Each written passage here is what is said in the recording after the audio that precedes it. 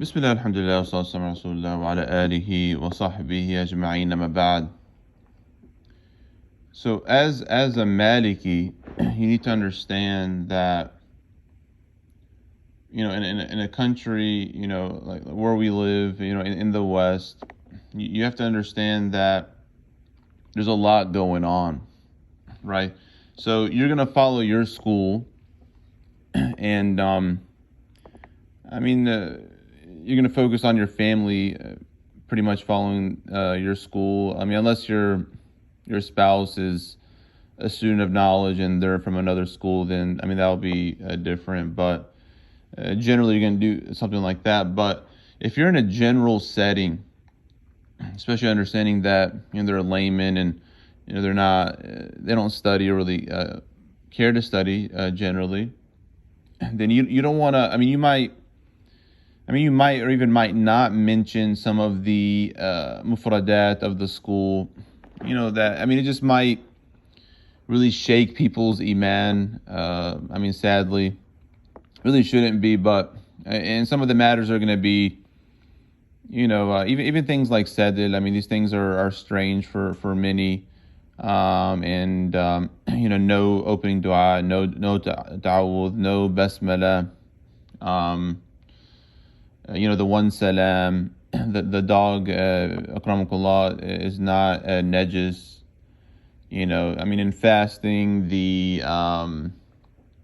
if you forgetfully eat, you continue fasting, but then you have to make up, right? Most are probably going to find that foreign. You have to really be wary. Unless somebody asks you, then, and that's what that's what you've studied.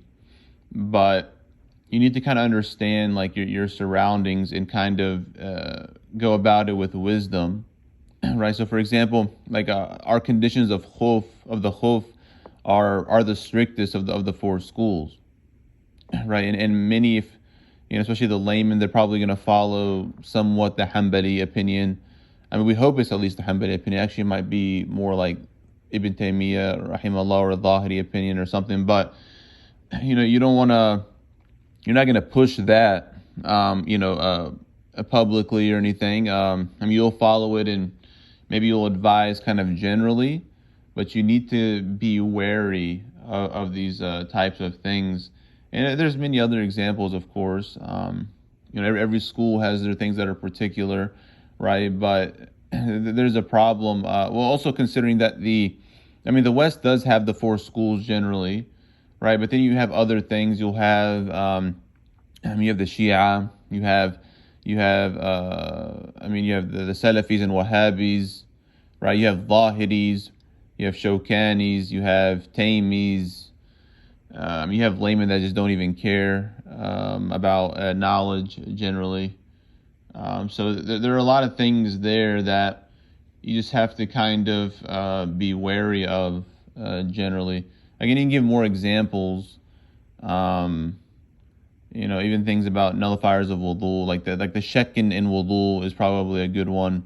That the majority take that the shak doesn't break the wudu.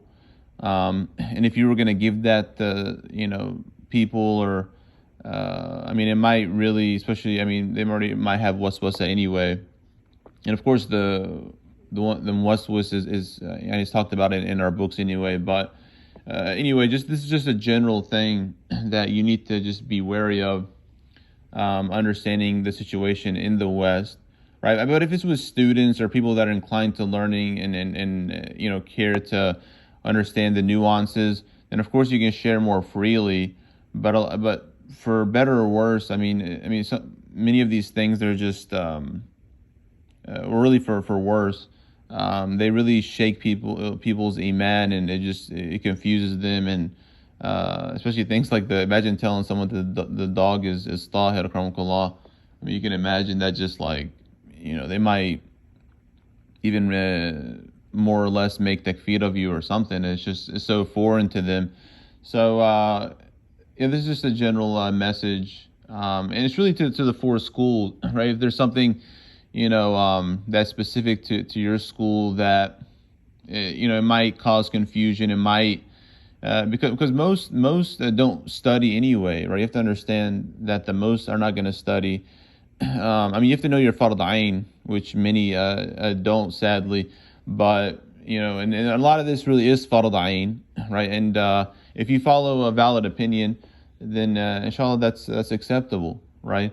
But there are things that are probably going to be more mainstream, especially probably because the Salafis, they've spread a certain way, and people, especially the laymen, are just used to that way. And again, I'm not saying it's right, but you just have to come and you have to deal with matters with wisdom and knowledge, and not just so if you let a prayer, right, that it's not a Maliki masjid, clearly, and you're just going to do the one salam, right? You're going to pray sadil, you're going to do, and it's not wrong, you're not sinful for it, but I mean, it's just, I mean, is it worth like the confusion, and people started questioning the religion and their iman being shaken. It's just you have to really consider these types of things. Hopefully the message is clear, and Allah subhanahu wa ta'ala knows best. Wa sallallahu ala Muhammad wa ala alihi wa sahbihi ajma'in.